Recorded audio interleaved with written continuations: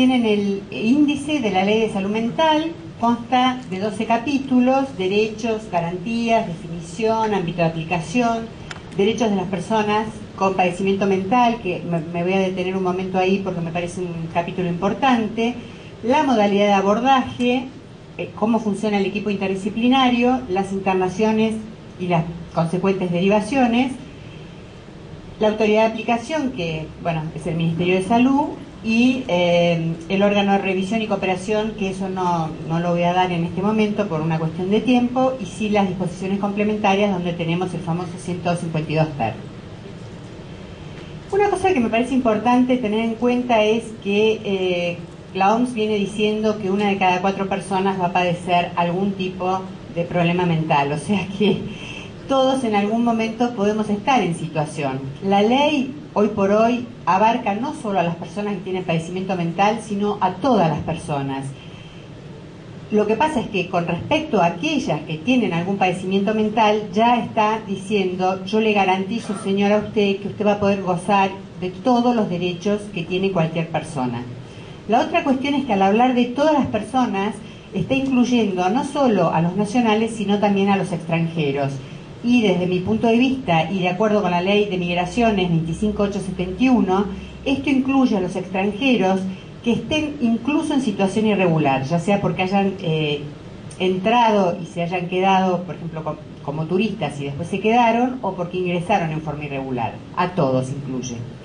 La otra cuestión que me parece importante, que es novedosa, es que la Ley de Salud Mental incluye toda la temática de adicciones, cuestión que para algunas personas no debería ser así. Esto es un tema que lo dejo planteado.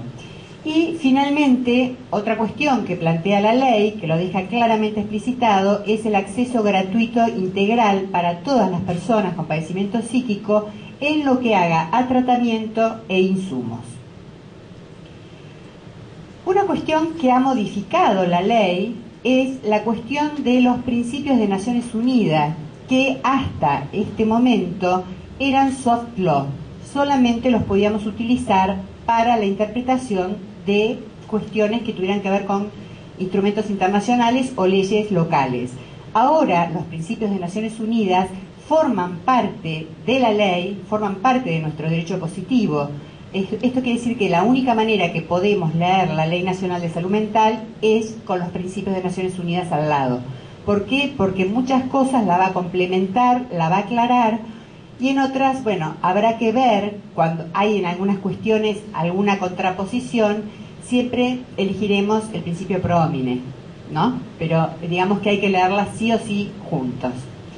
Mientras que en cambio la Declaración de Caracas y los principios de Brasilia siguen manteniendo el carácter de soft law, cosa que es lógico porque son declaraciones, no son convenciones, así que nunca podrían tener un carácter vinculante. ¿Qué trae la ley de diferencia? Porque en realidad el Código Civil también parte de la presunción de capacidad. Lo que ocurre es que en el Código Civil, si bien también se dice, se presume capaz toda persona mientras no haya una evaluación y un juez que después en consecuencia dicte la sentencia, acá la ley toma una postura mucho más fuerte en términos de que no solamente se presume la capacidad de todas las personas, sino que para poder hacer valer eso, la lectura que se haga de la discapacidad o patología o enfermedad que tenga va a tener que ser siempre pensando en la menor restricción a la capacidad. Otra cuestión que me parece importante remarcar es esta cuestión de que la existencia de diagnóstico no autoriza en ningún caso a presumir riesgo de daño o incapacidad. ¿Qué quiere decir esto? Que no porque una persona tenga un padecimiento psíquico, entonces automáticamente tiene el sello de que va a ser una persona que va a tener una conducta riesgosa para sí o para terceros. Eso lo va a tener que decir una evaluación interdisciplinaria. Otra cuestión que me parece muy importante, y esto se los digo desde el lugar de la práctica, es que la ley enuncia toda una serie de cuestiones que no pueden ser tenidas en cuenta solamente para determinar que una persona tiene una incapacidad mental y que dé lugar a una sentencia de restricción. Y cuando digo sobre la base exclusiva, me refiero a uno de estos que están acá enunciados o a todos juntos, porque estos supuestos, en definitiva, si nosotros creyéramos que porque una persona encuadra en algunos de estos supuestos da lugar a que pudiera ser declarada interdicta o incluso inhabilitada, volveríamos a la vieja postura sociológica, que está totalmente perimida, ¿no es cierto? Entonces, esto es importante. ¿Y por qué yo en lo particular marqué más resaltado la falta de conformidad con los valores morales, sociales, culturales? Porque yo tengo en este momento un caso que está, que viene desde hace tiempo, que estamos trabajando, que fue en consulta y pidieron nuevas evaluaciones, de una persona que en definitiva tiene una forma de vida, es una persona de clase media alta, padre diplomático, que no se adapta a los valores de su clase social, de su familia, vive en un departamentito con un colchón, no tiene gas, es artesano, y en definitiva, él tiene muy claro que es su opción de vida, porque él incluso le dijo a un perito psiquiatra, yo sé que si tuviera un hijo tendría que poner gas, porque le tendría que cocinar al chico, o sea que la tiene muy clara. Sin embargo, todo esto, sumado a que, bueno, que además tiene alguna otra cosita, no voy a decir que no, ha dado lugar a que cueste tanto trabajo sacarlo de su lugar de inhabilitado. Y la otra cuestión que me parece importante es esta cuestión de la mera existencia de antecedentes de tratamientos psiquiátricos, porque muchas veces eso, cuando uno mandaba, porque ahora ni siquiera tenemos cuerpo médico forense en Buenos Aires, un expediente, lo que uno advertía es que la evaluación era prácticamente una copia de las anteriores, con distintas fechas, etcétera, etcétera. Y yo siempre pongo un ejemplo que a mí me resultó muy revelador, de una mujer joven que estaba internada en la provincia de Buenos Aires, por un tema de adicción. Se requería una evaluación y como estaba en una etapa que aparentemente no podía salir, no la podían traer a la capital federal para que el cuerpo médico la revisara. Entonces se libró un oficio ley para que los médicos de provincia la revisaran. En el interín le permitieron venir a la capital federal acompañada por el novio. Y lo que les puedo decir, que a mí me impactó mucho, es que con diferencia de una semana, esta mujer fue revisada por el cuerpo médico forense, que tenía un expediente donde había otras evaluaciones anteriores, y la incluyeron en el artículo 152 bis. Mientras que en provincia, donde no había ningún antecedente, era una señora que fue a un cuerpo médico de la localidad, pero que no la conocían, dijeron que estaba bien, que no encuadraba en ningún supuesto que ameritara ningún tipo de restricción. Y esta evaluación tenía una diferencia de 7 días. Entonces, por eso me parece importante remarcar esta cuestión, ¿no? Bueno, otra cuestión que es para tener en cuenta es que la ley, además de que es de orden público, por lo tanto se aplica en todo el país, ninguna provincia puede no aplicarla, más allá de que si hay regulación local que es más beneficiosa, por supuesto que siempre se va a aplicar ella, pero esto es obligación tanto para los hospitales públicos como para las clínicas privadas. Todos tienen que cumplir con las normas de la Ley de Salud Mental.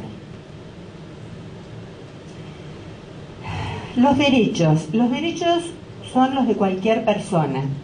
A mí me interesa remarcar algunos que son especialmente vulnerados en las personas que están internadas. Uno de ellos, hacerlos trabajar, tenerlos de mucama, tenerlos de enfermera, de otros pacientes que por ahí están en una situación todavía más vulnerable.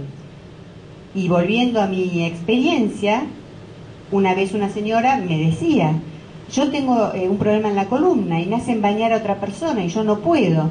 Y yo le decía al juez, señor juez, ordénele, hasta que al final tuve que trasladarla, porque la usaban para trabajar y no estaba ahí para eso. Distinto es si quiere colaborar en poner la mesa. En el Hospital Público Moyano, por ejemplo, hay actividades, muchas de ellas a veces remuneradas. Y eso es lo que particularmente viene a traer la ley. Una justa compensación por su tarea, en caso de actividades encuadradas en laborterapia o trabajos comunitarios. A eso, además, después tenemos el proyecto de reglamentación que también incluye otros supuestos, que es cuando realizan labores que generan algún producto. Por ejemplo, en el Hospital Borda de varones está lo que se llama los molineros del Borda, que hacen tarjetas de fiestas, toda una serie de tarjetas, de cuadernos, y obviamente ellos cobran por eso. Otra cuestión que me parece también importante, y que después lo voy a retomar, es lo del abogado. Acá la ley insiste en que la persona tiene derecho a tener un abogado. La cuestión de que las condiciones de las internaciones sean revisadas periódicamente, que va de la mano de que la persona internada involuntariamente tenga un defensor. La cuestión fundamental del consentimiento informado en la medida que la persona esté en condiciones de prestarlo. Se los estoy enunciando porque después los vamos a tratar un poquito más a fondo. El no ser objeto de experimentaciones. Y esto ocurrió en hospitales públicos de la Ciudad de Buenos Aires con intervención judicial, en donde había protocolos de investigación, en donde ni el juez estaba enterado, ni el curador estaba enterado, y mucho menos la persona. Con una aclaración, que hay veces que se necesita de este colectivo para determinada droga. En la fase última de cualquier investigación, se hace con sujetos humanos.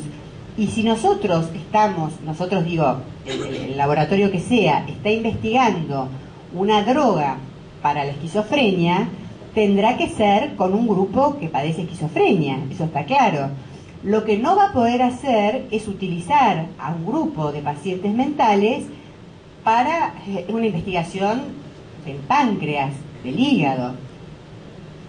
Me refiero a eso. Y por supuesto siempre con consentimiento de la persona o de su representante legal. Y además, después por las reglas de SIOMS, que son cuestiones a nivel internacional, si el producto es beneficioso, los primeros que lo van a tener que poder tener son ellos, quienes fueron los sujetos de investigación. La otra cuestión que modifica abismalmente es la cuestión del tratamiento, porque hasta ahora, y digo hasta ahora, y en realidad sí, hasta ahora, hoy, por más que la ley habla de tratamiento interdisciplinario, cuando uno va y mira las historias clínicas, se da cuenta que no se está trabajando interdisciplinariamente. Lo que se está haciendo en todo caso es, cuando una persona ingresa, la evaluación está firmada por distintos profesionales, por lo menos de psicólogo, psiquiatra y otros, ¿no? En la ley nacional, a diferencia de la ley de Córdoba, no dice I, como dice la ley cordobesa, sino que dice O. Pero en lo que se trata específicamente de tratamiento, no trabajan conjuntamente. Por un lado está el psiquiatra, por otro lado está el psicólogo, y eso uno lo ve en las historias clínicas, en donde la médica psiquiatra dice, la vi, tal diagnóstico, tal medicación, el psicólogo entrevista con la familia, pero no hay todavía un trabajo mancomunado de los distintos profesionales.